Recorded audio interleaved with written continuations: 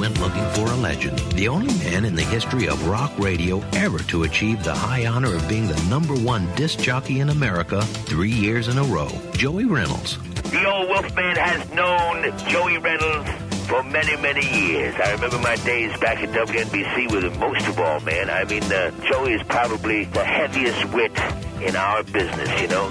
He's respected by everybody, man, and Joey has always had the talent to make it, and he's made it big many times. You know what I mean? He is a cosmically boogie-woogie and esoterically rock and roller. You understand? He's a honeysuckle rose. That's what he is.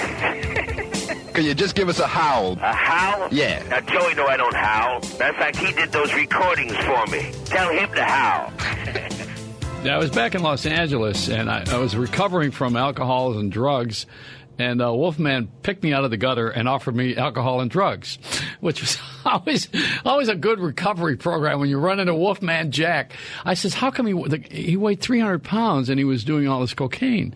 I said, you had to be the fattest coke freak in the world. I mean, you know, when you do cocaine, it's got an element of speed in it. It did in those days, and it would so that the dealers would make more money because it was cut with something. That's the main reason.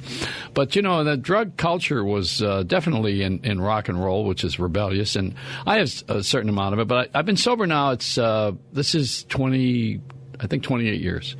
So it's been a blessing. But when I was hanging with Wolf, we were not really sober. You know, I hadn't seen him in a few years, and I just had to get away. You know, you get away from everybody so that you can recover. And when I came to New York, which was a departure from my L.A. slippery places, they call it. You know, I mean, in L.A. it was easy for me to get high because I was used to it. So I came back to New York, and curiously, I hadn't seen Wolf in 3-4 months. And the first thing he did, Wonderama, which is on television here in New York, and he called me and he says, "Joey, this is Wolf. Come on over, baby." So I went over to Wonderama. I met him on the set, and he says, "You got any? What are you holding?" First thing out of his mouth, he wanted to know if I have any grass or something to get high. And I says, "Would you mind asking me how I am? It would be nice to ask how I am, first of all." He didn't even give me a hug like Barry Farber did.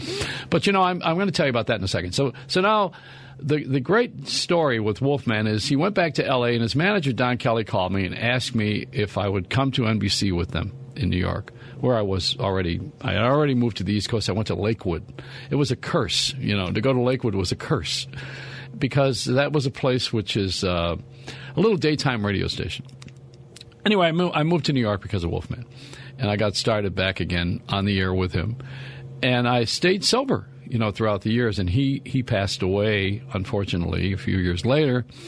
But, you know, when he died, somebody said to me, "Well, you know, he had a heart attack." And I said, "Well, yeah, with all the stuff he was doing." But, you know, when people were dying of drugs in our business, we weren't really talking about that. We were just saying that they had died in their sleep or they had a heart attack. We weren't really saying, well, you know, the guy got drugged and overdosed. It was not real common. Once in a while, you'd see that. I mean, it was an obvious one with Jim Morrison, and I guess also there were a couple, but not. You know, I mean, there's a lot of stories. I don't want to bring up everybody's name, but you know, the Wolfman Jack story was he had one of these vitamin boxes, and in the vitamin boxes you have your vitamins to take Monday through Friday, but Wolf had them filled with drugs. And he had, you know, Valiums and uppers and lowers and middles and blues and reds and whites. He was very patriotic. So someone said to me, "Well, what did he die from?" And I said, "Well, he mixed Mondays with Saturdays. You should never do that when you're doing drugs." So that's essentially what happened to him. And then, you know, in a clean and sober world, there's this kind of radio here, which is they call it talk radio. And I was not known for this. I was known more for the music stuff, and I was outrageous, they say. And I was mostly acting out and getting a big audience just by being off the wall, which I think if you listen to me for the years, you know that's the case. But this particular time, I changed direction. And I didn't know where I was going with it, and I had no idea what this was all about. It started a little bit in L.A. with Hilly Rose, who was at KFI. And curiously, he said to me, "Bring a lot of magazines if you do a talk show." I thought I was going to have a chance to read. What he meant was, you better be knowing what you're talking about.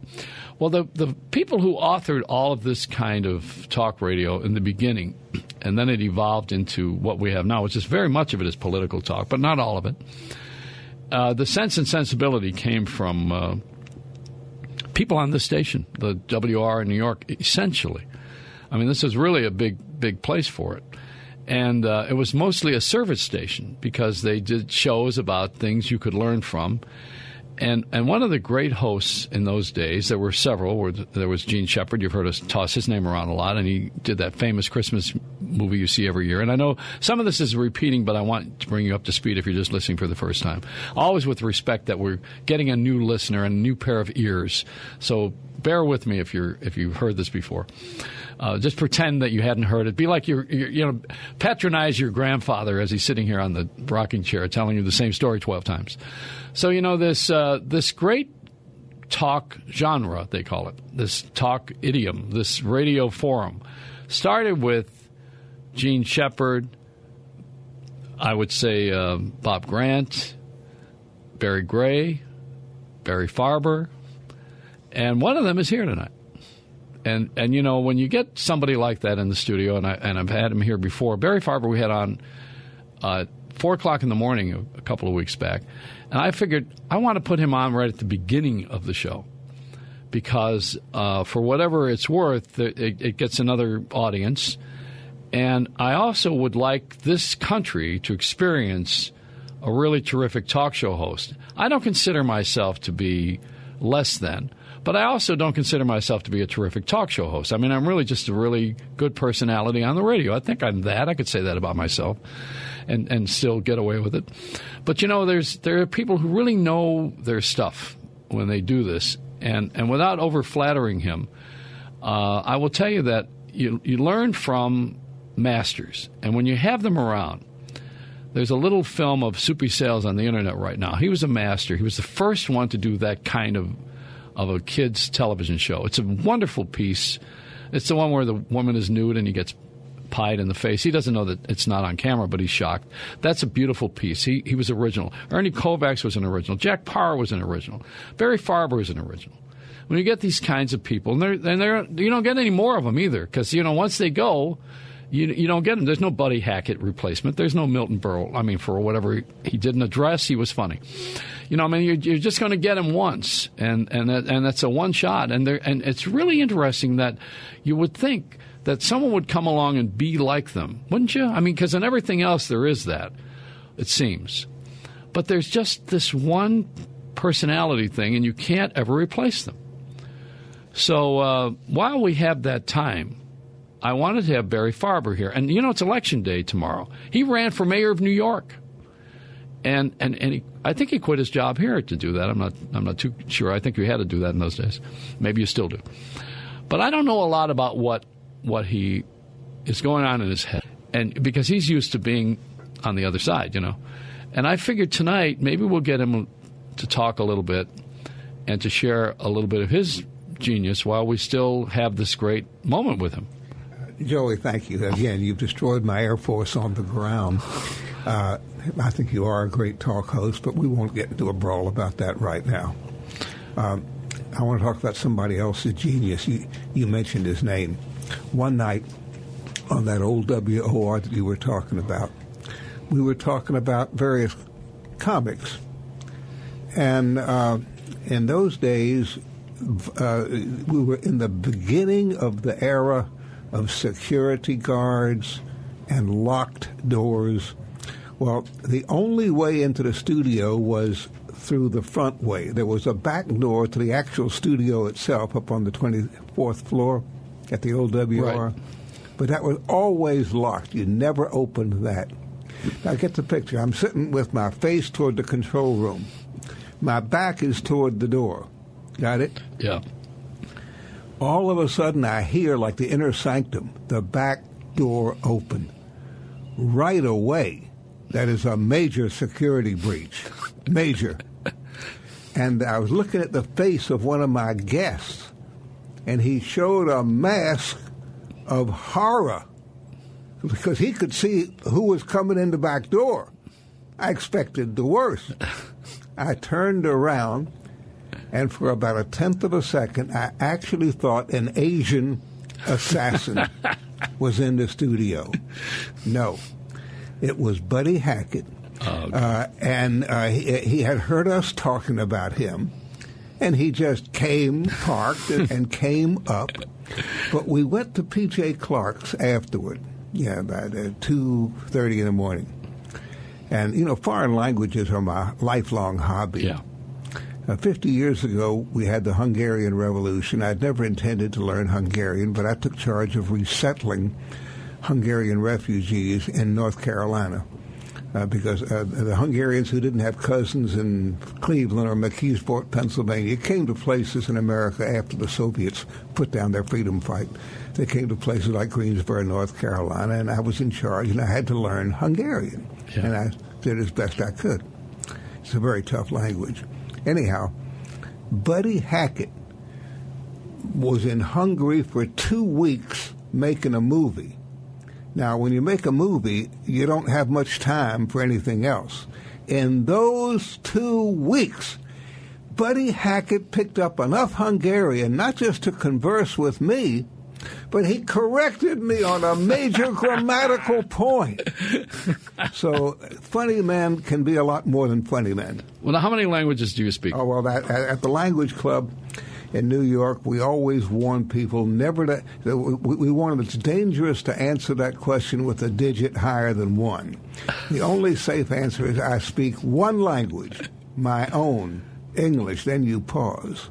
Then you say, however, I am a student of, and then you may name as many languages as you are a student of. Would you mind naming them? I'm a student of about 15, 16, 20, no, maybe 26. Does one bleed into the other? I mean, all the Latins? They can, no, yeah. Well, of course, I recommend you don't study Spanish, Italian, Portuguese at the same time. They're too similar.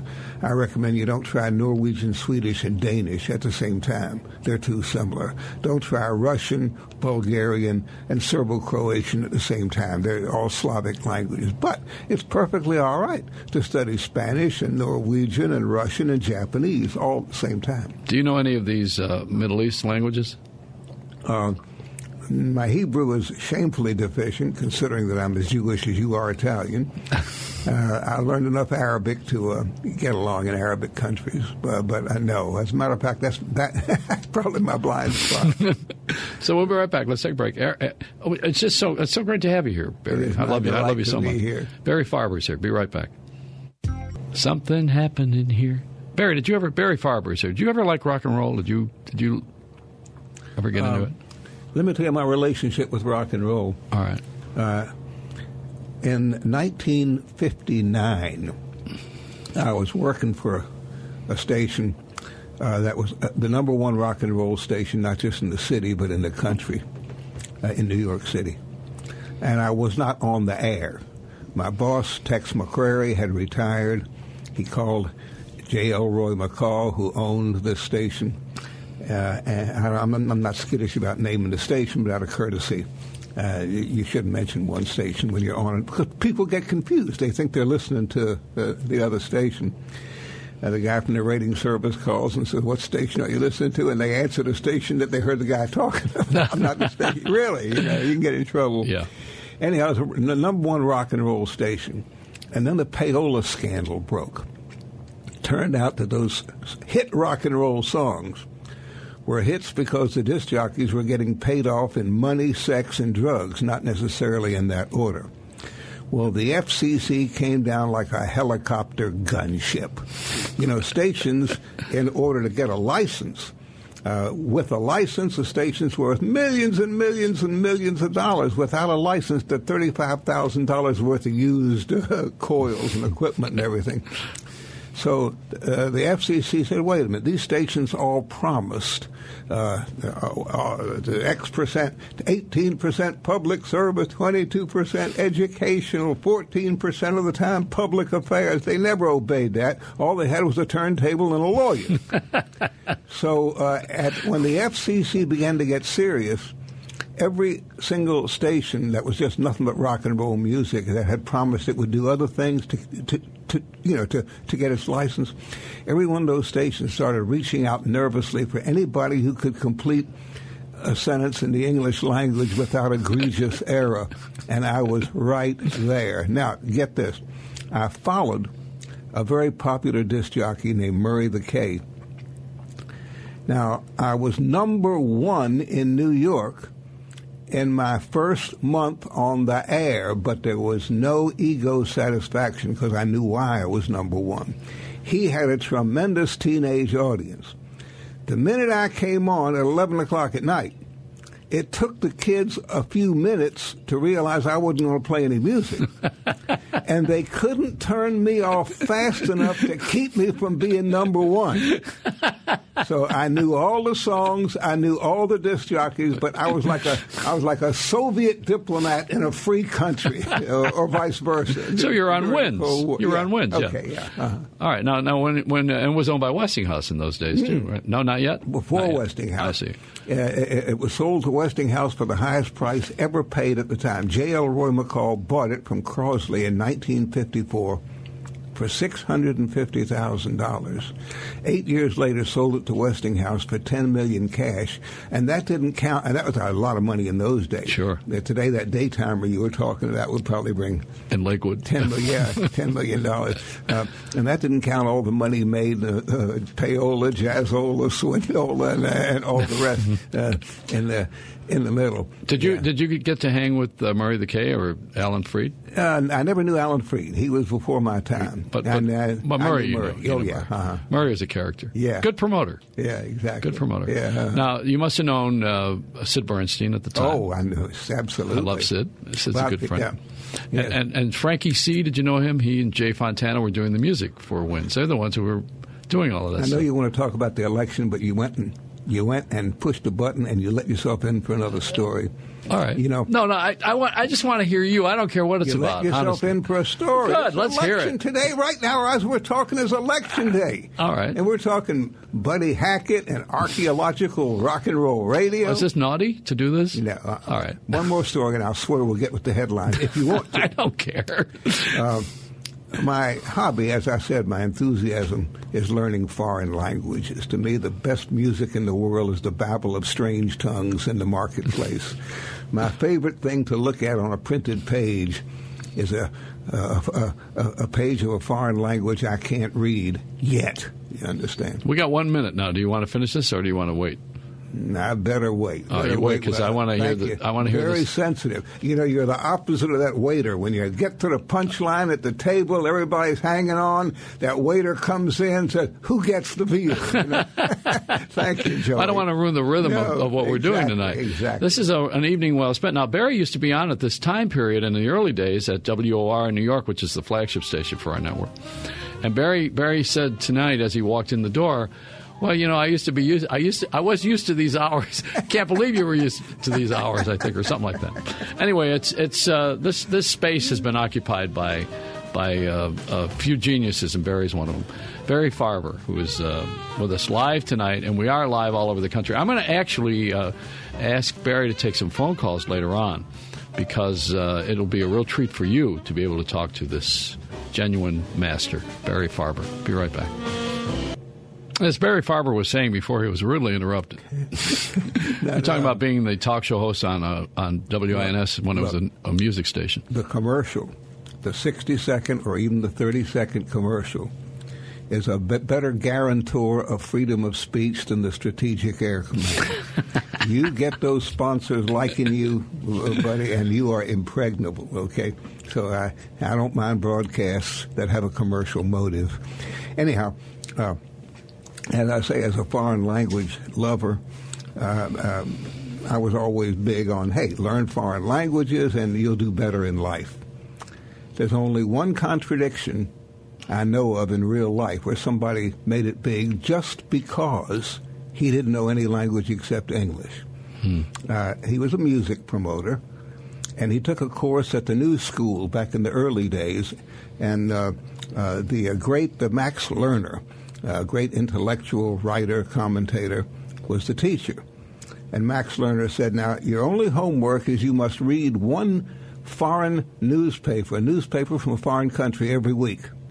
Well, most of the other people there spoke another language, and they read Le Soir from France, or the Frankfurter Allgemeine Zeitung from Germany, or L'Osservatore Romano from the Vatican. But this poor guy didn't speak any language except English, so to live up to the requirement, he had to read a foreign paper, so he subscribed to the Manchester Guardian from England, which was in English. And he saw in one of the early editions a little 1-inch article about a musical group. And the next week was about a 2-inch article. Next thing you know, they had a half page. Next thing you know, they were headlines. He said, I better go over there and sign them up before they get too big for me to handle. And he went over and brought them to America. His name is Sid Bernstein, and you may have heard of the group. They're called the Beatles. Yeah. I didn't know that. I never heard that story. Yeah. Now, so you've known Sid right from the get-go, then. Mm-hmm. And he has other artists, throughout the years he's had a lot of different. Oh, yeah.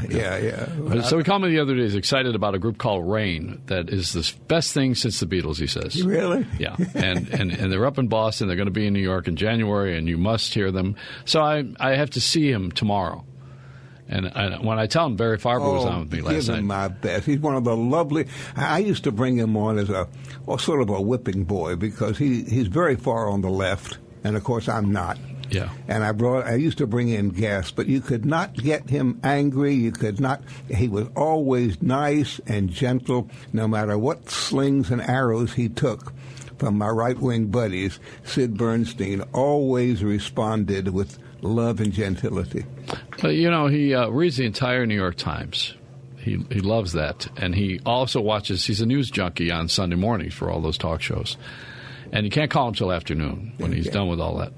And I don't know. I think his parents, he was adopted, and I think he was communist. They were communists or socialists or something. Yeah, he's got a little bit of that background. He admits it, He doesn't call himself a communist. I'm just saying he comes from that kind of a liber.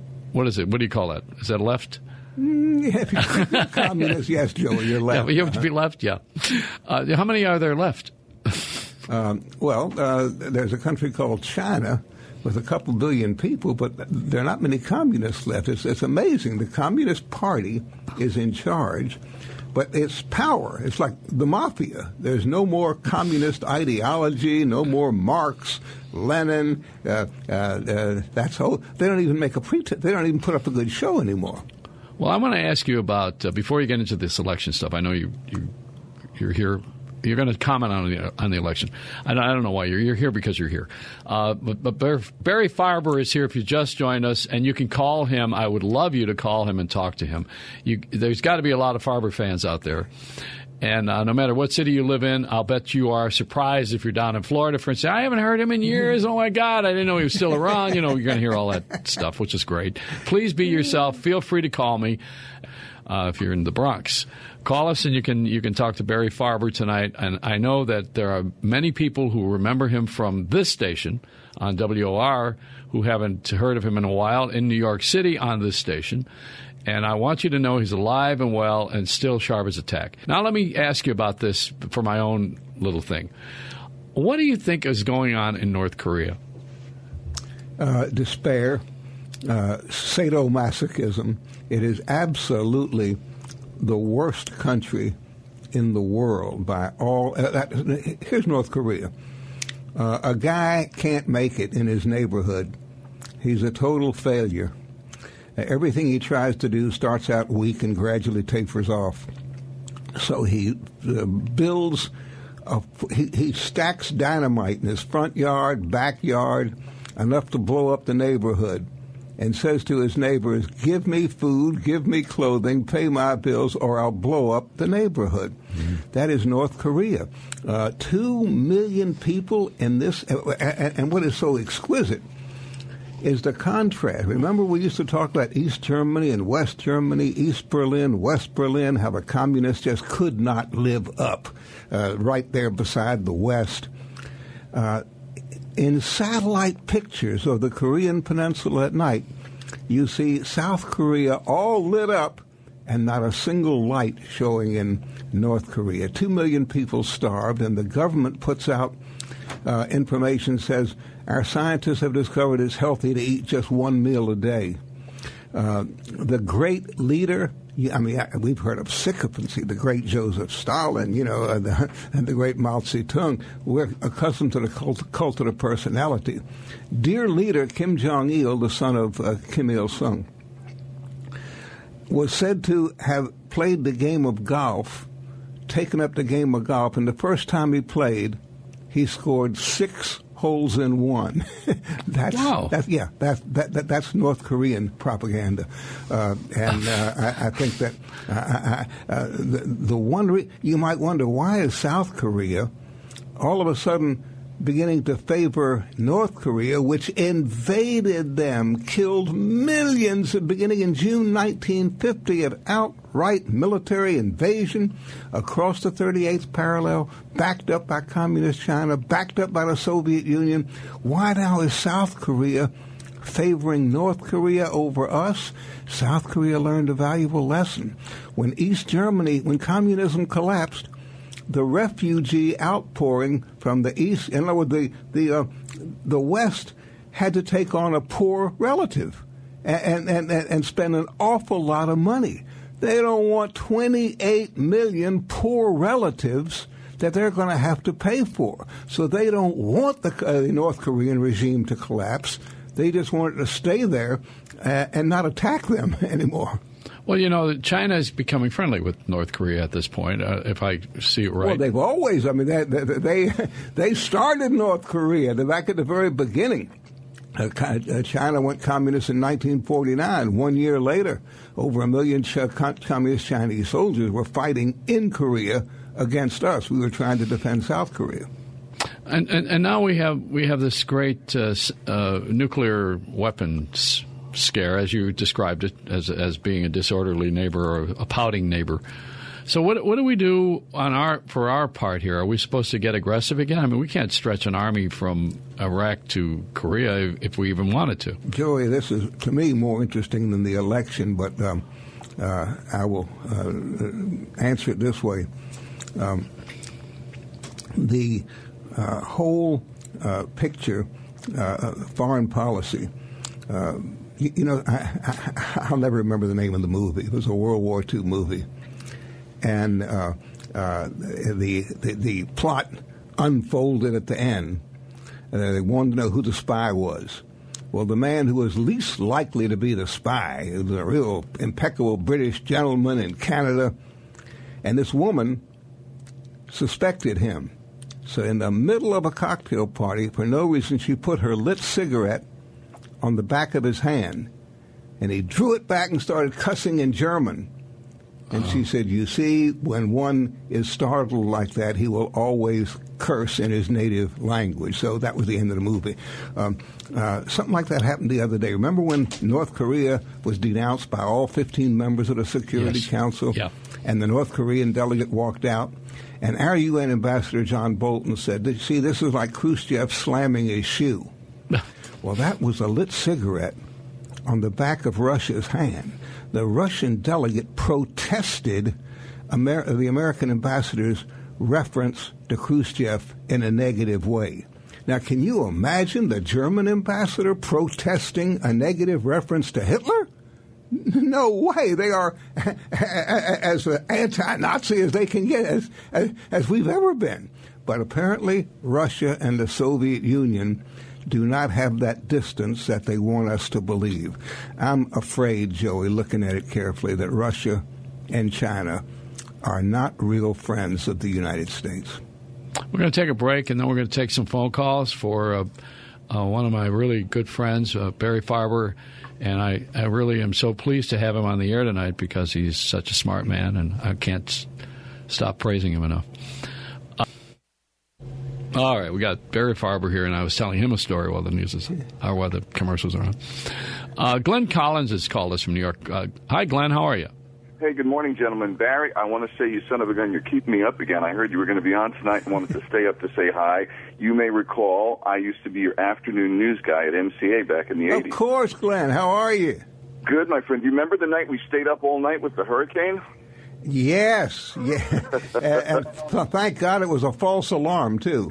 But that was so funny. That was such a great night. I got to say, it was such a pleasure to work with you because I had listened to you from the time I was 13 years old as a kid, and then one day I'm finding myself in the studio with you working, and I was so delighted to find that you were exactly the same real person live that you were on the air. I'll tell you a quick, cute story and not hog the airtime. But when I got to don't worry about hogging airtime. Are you still a newsman? No. I run a marketing company now. But wait, and put this in the back of your head. Tell your story, but put this in the back of your head. If there's anything you want to know about the news, ask Barry right after you're through with what you're going to say. This is the right guy to ask. But I remember when I went to WMC and I found out I was going to be working doing news for the great Barry Gray and the great Barry Farber, the two Barrys. I was like in awe, you know. And my first shift was with Barry Gray, and I was telling him, my gosh, you know, I'm nervous working with you guys. Don't be nervous, you know. I said, no, but Mr. Gray, you are so darn freaking smart. He says, yeah, thanks for the compliment. I'm going to tell you something. You're going to like working with Farber better than me. And I said, why is that? He says, he's damn smart, too, but he's a lot nicer. Oh, wow. And I had a ball with you guys. All right, so now you're in marketing. What are you marketing? I market entertainment videos and stuff like that. You know? Like what? Give me one that's a hit. Nothing that's a hit. It's all industrial stuff. All right. Then, is there anything you want to ask Barry about the news? No, but I want to tell you, Joey, I have a hello from a friend of yours. I'm an old friend of Dick Woods, too, and last time I talked to him, he said the greatest things about you. Well, you know, it's a wonderful community we have throughout these years, and it seems to be growing smaller as we cluster, and I'm happy to hear from you. Glenn, thank you. Good to talk to you again, and thank you for those marvelous recollections. And you guys have a great night. Thank you, Glenn. Bernie in Florida. Let's go down there and see who's retired. Hi, Bernie. How are you? Hello, Barry Farber. Do you remember the story you used to tell about your grandfather in North Carolina sitting on the curb while the parade was passing by? And you used to tell that story quite often. I remember you walking your two children on Broadway. We used to speak a little bit. I represented a pretty famous singer, and you were a gentleman. You're the smartest. You and Barry Gray were the two smartest guys on the radio at the time. But you were terrific with your southern accent. Who did you used to represent? What's that? Who did you represent? Mildred Bailey. Did you know her? Mildred Bailey. She had the show with Benny Goodman, the Camel Caravan. She had and then she was a great singer for a long time. And I had other people. My office was in 1619 Broadway. Yeah. You mentioned my grandfather. When he came over from Russia to New York, he didn't even land in New York. He took the next boat for Savannah, Georgia. From Russia to Savannah, Georgia, just a layover in New York between boats. And the first thing he saw when he landed in Savannah, only spoke Yiddish, didn't speak English, but the first thing he saw was Colonel Theodore Roosevelt on horseback marshaling his troops for the Spanish-American War on Oglethorpe Avenue. Yeah. Well, you know, I was just there. I did the show from Savannah for 2 days. Yeah, when we were in Paris Island. Yeah. Also, I had Teddy Roosevelt's great-grandson here the other night. Really? Yeah, Kim. And he served for a year as a clerk in the Supreme Court and also teaches at University of Pennsylvania. Good talking with you, sir, and thanks for those memories. All right, how about Marcy in Jersey City? Hi, Marcy. Good evening. Nice to talk to you, Barry. Hi, Joey. I love you. Thank you. I'd like to ask two questions. I'm dying to know since I'm a little child, listening to the radio. I used to listen with my older brother, and it was a phrase like, the night shall be filled with music, with the cares that invest the day, and the Arabs shall fold their tents and silently steal away. Do you ever remember where that came from on the radio? Charge of the Light Brigade. Excuse me? Charge of the Light Brigade. Oh, okay. Charge of the Light. Okay, I got that. Can I ask you another question? Do you remember a documentary, The House on 92nd Street, an espionage story? Oh, yeah, I remember it. Oh, you do? Mm-hmm. Oh, my God. Thank you very much. You don't sound old enough to remember it, Marcy. Excuse me? You don't sound old enough to remember that. Oh, Lovey, listen. With God's help, I'll be 66 New Year's Eve. I'm one of 17, and there's 5 of us left.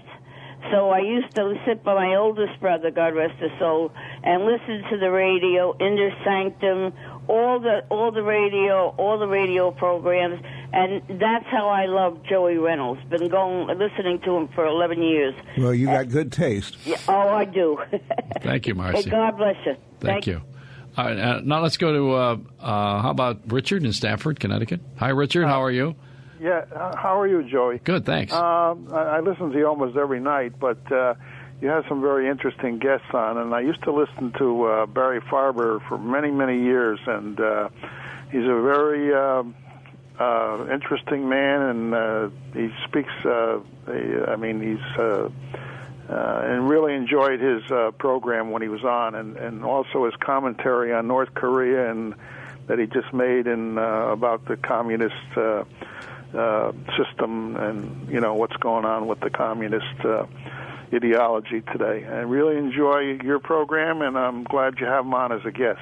Thank you. He's a wonderful person. Thank you. Okay, Barry. Take care. Another flattery, I hope, here. Barry in New Jersey. Hi, Barry. Hello, Mr. Farber. I never had a chance to thank you. I'm 59 years old, and when I was 15, I used to listen to you under my pillow with my transistor. And very interestingly, the next day I had an American history exam, and you gave me the answer, and I got 100 on the test. You're kidding. What luck. And now I'm a neonatologist. I'm a premature baby doctor, and you helped me go through. But you were the greatest thing on radio. I loved it, and it let me sleep every night. Doctor, thank you so much. Yeah, thank you for calling. Now, Barry, what about the elections? What's going on today? Joey, I was thinking about the election today, knowing I was going to be here, and I thought of one night in my life. I call this the most important silence I've ever encountered. Castro had just taken over Cuba. Batista had fled. I was in my 20s, and I worked for Tex McCrary right here on WOR. I wasn't on the air yet. I was his producer. And we had raised money for Castro. We were really actually gun runners for Castro because we were all in favor of him. And we interviewed all of his people here with the 26th of July movement. And when Batista fled New Year's Eve going into 1959, they invited me, our friends from the Castro movement invited me to go to Havana. And I teamed up there with a beautiful young woman. I miss her a lot. She left the earth very early. Her name was Beverly Gary, and she worked for the New York Post. She married Murray Kempton. Here we were, 2 young people bopping around revolutionary Havana. Havana was it was like the liberation of Paris. They were all hands and glands and just so excited to be free of this man we thought was an evil dictator. I've changed my mind about Batista. He was an authoritarian. But if you want a real dictator, look at Castro today. Anyhow, we walked in. Tex McCrary came to join me. And he is with an old Cuban friend of his, an older man. And Beverly and I came storming in after a night on the town in Havana and the mobs and Viva Fidel, Viva Che Guevara, Viva la Revolucion. And here we were wearing Castro buttons and Castro banners and Castro hats. And we walked in, and Tex and this older Cuban man fell silent. I think I understood the silence. We were euphoric like everybody else in Cuba. We were our tails were over the dashboard. We couldn't believe anything so great could happen. But they, older, were concerned about what was going to come next from Castro. I hear they're playing our song. I am very concerned for this country. I'm overwhelmed. I feel very silent, although I'm talking. I really feel that we are in for very terrible times if the Democrats win. I know I'm lonely, but that's my feeling. Barry Farber